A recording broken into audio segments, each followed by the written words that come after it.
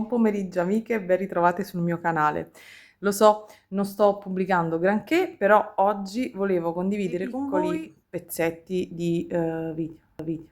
La verità è che avrei voluto farvi dei tutorial all'uncinetto, volevo fare una collana ginkgo, volevo fare tante cose, volevo fare dei tutorial per riciclare delle stoffe, irrigidito, ma naturalmente sto lavorando a questa collana. Se qualcuno di voi si è persa l'unboxing della pallina, andatela a vedere perché la piccola unboxing avevo mostrato di queste che avevo acquistato proprio per fare questa maxi collana. Ovviamente qui vedete la base già colorata perché il colore in realtà è bianco, però dovendo fare questa maxi collana l'ho colorata con degli acrilici. Adesso così vi mostro velocemente i materiali che ho utilizzato, oltre quelli naturalmente dell'unboxing. Partiamo subito, questa è una collana al bead embroidery, sarà una collana molto ma molto ricca, bella, vistosa. Questo è l'effetto, si cuce perlina per perlina, al massimo 2. Se vi piace il bead embroidery seguite, e poi naturalmente non vi mostrerò perlina per perlina, se no state qui 7-8 ore per vederla finita, ma vi mostrerò giusto qualche passaggio, qualche step, come ragiono io, come ho realizzato naturalmente questa collana in piccoli step, quindi vedrete qualcosina qui e poi eventualmente in un prossimo video ve la mostro finita. Prima allora, tutto, bead embroidery, da dove si parte? Domanda 1, dal cartamodello. In accordo con la persona a cui andrà questa collana, deciso più o meno la forma. Metterò poi eventualmente una foto qui di riferimento del cartamodello indossato da me. Come cartamodello si studiano un po' le misure del collo, la circonferenza, le spalle e si va a fare il cartamodello. Naturalmente vedete io ne ho vari già conservati. Questo vedete è def e quello alla fine è definitivo, appoggiato su una base in feltro, e quindi poi ho ritagliato, colorato e dipinto. Ma naturalmente i cartamodelli, le forme di collane possono essere tantissime, più piccole, più grandi, sottili, dove si vanno a includere degli elementi in pietra. La persona ovviamente voleva una contante per l'X color che vedete qui davanti. Quindi cosa ho utilizzato? Vi mostro. Allora, parto da qui, da quelle che non c'erano nell'unboxing. Vedete tutto questo caos. Qui c'è un pochino. Eccolo qua, questo è il mix di tutte perline. Volevo avere un pochino l'effetto finale di cosa sarebbe stato. Un'altra parte le vedete qui, scatola, poi alla fine le ho riposte qui perché abbiamo deciso di intensificare con i colori bronzo, rame ed oro rispetto a quello che c'era invece qui, dove c'era più predominanza di bianco. Allora, ho inserito, oltre le perline dell'unboxing prese dalla pallina e una quantità infinita di perle bianche, ho deciso di inserire chips in pietra di luna. Mi raccomando, iscrivetevi al canale e cliccate sulla campanella se vi piacciono questi contenuti e ditemi naturalmente nei commenti se avete mai provato il bead embroidery, se vi piace come tecnica. Ok, poi ho messo dei chips qui, agata, dopodiché ho messo, chiamo chips ma in realtà non sono dei chips, queste non sono schegge di matite, ma sono delle matite in oro fatta a forma di sassolino, che secondo me era veramente adorabile. Poi dopo ho sto inserendo delle perline di fiume, di queste forme un po' particolari, concave. Scusate sempre le mie mani un pochino devastate. Dopodiché, come altri materiali, ce l'ho posizionati da quest'altro lato.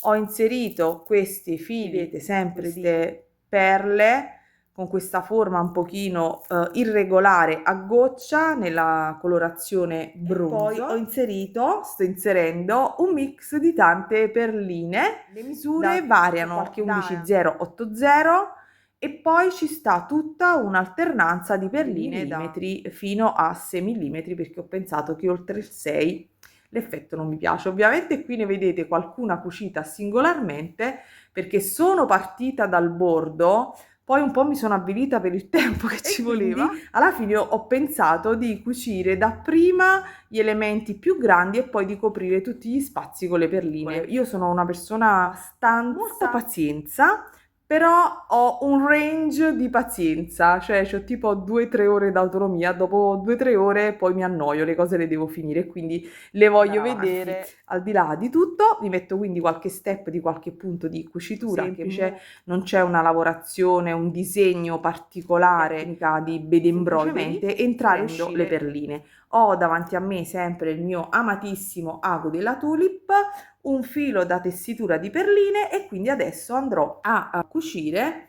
Qui vedete un po' di colla, ho messo un pochino di colla dietro a queste perline, le casci, che hanno questa forma un po' particolare perché spesso hanno il foro da un lato e quindi da un lato cucio, dall'altro resterebbe troppo libero. È vero che ci andrò con le perline intorno, però insomma ho messo un puntino di colla, ecco perché vedete questa piccola cosina. Posso spiegarvi giusto per dare un'informazione tecnica. Allora, come decido di cucire? Semplicemente vado nella parte bassa, quindi nella parte sottostante, un nodino al filo. Quando decidete di iniziare potete iniziare anche da una forma base, da un semplice cerchietto e mettere tutto un mix di perline e crearvi un orecchino. Poi naturalmente vi mostrerò il retro e la finitura al brick stitch, anche se già trovate sul canale altri tutorial di riferimento. Cosa vogliamo andare a mettere qui? Qualcosa di bianco, andrò a mettere questa perlina color avorio, quindi semplicemente valuto un pochino la dimensione della perla, vedete che è da 4 mm, punto il mio ago, mi raccomando non vi pungete. Se avete un telaio abbastanza grande da ricamo potreste anche immaginare di andare a fissare il vostro pezzo sul telaio. Io non ho un telaio così grande, difficilmente faccio pezzi così grandi, ho telai piccoli dove oddio, non mi viene il nome, del tulle, e poi ci metto su l'elemento in beading foundation fermo e camo agevolmente quando sono i pezzi. Ovviamente un telaio grande non ce l'ho e diciamo che questo è un po' scomodo da tenere tra le mani. Comunque l'idea è vai su, vai giù come vi ho mostrato, poi girate il pezzo naturalmente, andate a fare un nodino. Se non volete fare un nodino naturalmente per ogni singola perlina, il che altrimenti renderebbe il lavoro infinito, ogni 2-3 elementi andate a fissare, perché altrimenti poi ogni 4-5, perché se si scucisse uno dei vostri elementi poi andrebbe via tutta la collana, anche se poi dopo ne andremo a mettere sul retro la colla, quindi anche ogni singolo filo comunque viene poi incollato alla base. Andiamo a togliere questi in eccesso, deve stare tutto veramente, vedete che non c'è una logica nel ricamo, ma mi faccio ispirare più o meno dai colori del momento. Messo il primo, mi sposto un po' lato e si può fare anche un punto con uno stop. Come si fa? Cosa intendo per un punto fermo? Se voglio fermare una perlina col foro passante e fare una cosa del genere, basta che io prendo la mia perlina attaccata fino alla base del mio dopodiché prendo una perlina, in questo caso di colore oro, e rientro. In questo caso avrò bloccato il mio elemento alla base, quindi mentre con le perline che hanno foro da un lato all'altro le fermiamo sui due lati, questa la fermiamo in verticale. Perché vi sto dicendo questo? Per dare giusto qualche informazione utile anche a un video un po' così a caso. Quindi adesso io andrò a riempire tutta la destra e sinistra con gli elementi più grandi e poi andrò a riempire con gli elementi più piccoli, perché così veramente mi sembra che non cresca mai il lavoro, anche se in realtà cresce. Quindi poi a fine lavoro ho messo il timer, vi dirò più o meno per una collana di questa dimensione più o meno quante ore di lavoro ci vogliono, e poi mi dite voi, secondo voi, quanto dovrebbe costare una collana così fatta a mano. Non diciamo 500 euro, perché ci potrebbe stare volendo, perché ognuno fa il suo prezzo, però penso che io riuscirei sicuramente a cederla per quel prezzo. Ok, continuo e ci vediamo più avanti, vi mostro qualche punto di lavorazione, di work in progress. Questa è una piccola clip di quando stavo andando a dipingere la base in feltro per poi andarci su a ricamare, giusto per mettere Ora anche qui lo mettiamo naturalmente ad l'inizio asciugare. e poi il seguito. Sono andata un pochino avanti a inserire le altre perline e vedete che si crea questa texture di perline che adesso sembra naturalmente orribile, ma poi credetemi, una volta indossata particolare. Ora sembra caos, ma vi assicuro che alla fine non sarà così. Dimenticavo, in tutte le perline che ho messo di vetro ho messo anche queste perle che sono in pietra di luna per dare un po' di luccichio, così come i chips, sempre in pietra di luna. Ok, procedo.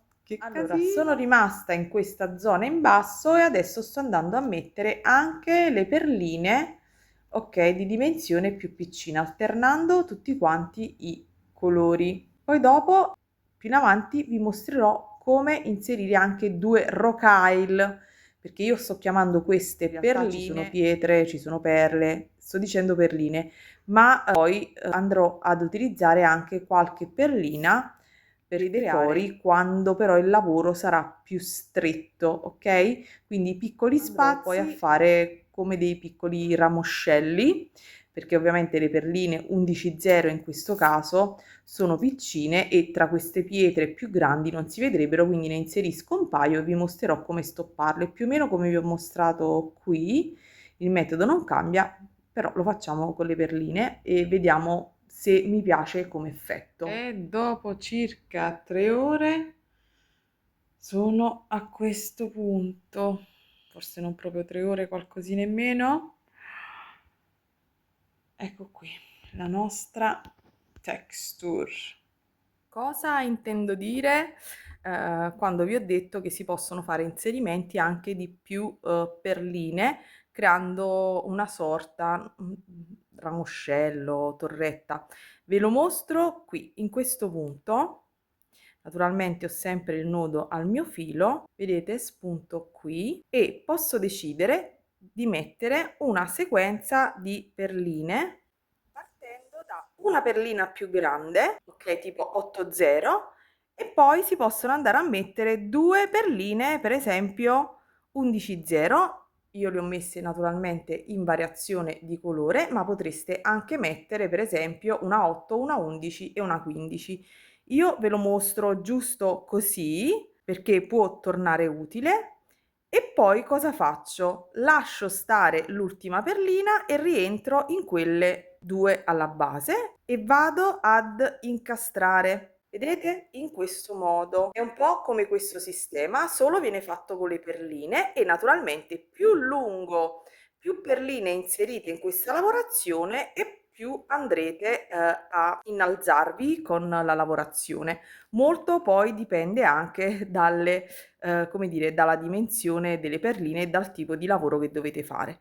Io adesso, vedete, ne faccio un altro, sempre variando un pochino tra i colori, in modo tale da riempire tutti questi spazi. Quindi infilo le mie perline, vado fino alla base, dopodiché salto l'ultima che farà da stop e vado al centro. In questo modo, quando fate queste lavorazioni in cui ci sono tante perline e resta qualche piccolo spazietto vuoto, potete creare un pochino di movimento. Ok, ci vediamo al seguito di questo video. Ok, per andare a inserire vedete, un mezzo cristallo, ma una qualsiasi perlina, si carica sempre sul lago. Dopodiché si posiziona in questo modo fino alla base e poi si punta l'ago in perpendicolare, in questo modo, proprio vicino alla base, in modo tale, vedete, che non si sposti più, perché se si danno punti troppo distanti naturalmente si vedrà il filo da ambo i lati e questo diciamo che è un po' antiestetico. E quando vi capita, vedete per esempio questa perlina, quando vi capita che si vede un pochino il filo è semplicemente perché la perlina ha ruotato un pochino, quindi fate questa operazione, ok, e girate la perlina in modo tale che il filo non si veda. Anche in questo caso Non è una questione di come si è cucito, ma semplicemente che non abbiamo posizionato correttamente la perlina, quindi si possono spostare un po' le perline una volta cucite, l'importante è che poi si fa attenzione a posizionarle nella maniera corretta in modo tale che non si vedano i fori, ma si veda naturalmente la perlina. Quindi quando avete finito il vostro lavoro fate questo piccolo controllo per vedere se qualche perlina è ruotata. Naturalmente se lo fate durante risparmiate un po' di tempo, però a volte si cuce in modo veloce e non si fa caso a tante cose, bisogna prestare un pochino d'attenzione. Quindi altro piccolo consiglio. Naturalmente vi consiglio per gli elementi più grandi, per le perline da 3, da 4, ma per le perline quelle un pochino più grandi, di passare casomai 2 volte e di fare un nodino per renderle più stabili. Questo è il risultato per adesso, ci vediamo tra qualche giorno con la seconda puntata. Ciao!